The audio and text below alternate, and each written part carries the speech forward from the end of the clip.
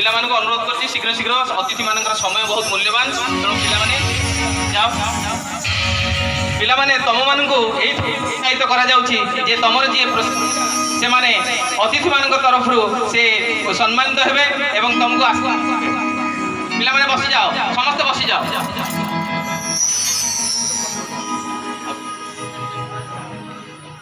ମୁଁ ନିବେଦନ କରିବି ମନୋରଞ୍ଜନ ସାର୍ଙ୍କୁ ସେ ପ୍ରଶିକ୍ଷିକା ବିଜୟ ବଳିଆର ସିଂ ମହୋଦୟାଙ୍କୁ ସମ୍ମାନିତ କରିବେ।